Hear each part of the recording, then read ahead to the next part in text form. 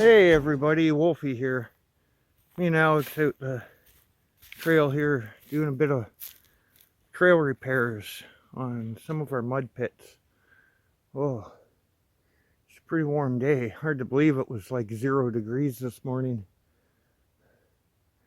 Yeah, I'll spin the camera around here and show you what we're working on. It's one of the close by mud pits.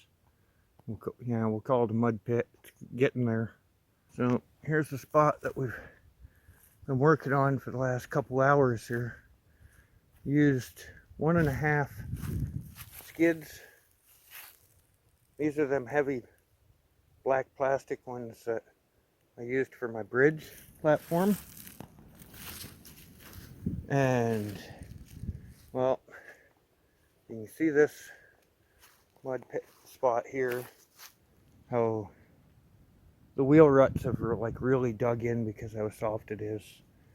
And this one was a lot worse, so that's why it went first. What I did is, between the knowledge I've gained from my father over the years and the advice my neighbor Dan gave me on doing some of this stuff, I took a whole bunch of small maples and other dead stuff and pretty much everything that was laying around similar to this, cut it all up in short lengths, just firewood size pretty much. Spent probably maybe half an hour cutting up firewood out here just to throw in the mud. Mind you, most of it is rotted stuff or close to it. Some of it's pretty solid. We got a couple 4 or 5 full length pieces going across underneath these to help keep them level to each other. And luckily we have a very heavy clay content in our soil in here. When you find these nice solid humps of ground, which by pure fluke, there is one right here next to the trail. So started digging all the sand and clay out, filling in everything all around it, packing it in under the sides of the skids. We threw some of it in on the logs and small logs and stuff that are underneath the skids. Alex even helped with that. He was doing his digging, throwing dirt all over the place because he thought it was great. Him and Grandpa were digging together. But yeah, you can see right here, you can see how heavy the clay content is in the soil. It's a pretty good thick layer of it there. So we've got everything all buried in good. I dug in where the squares here for the pallets sit. Dug that in good.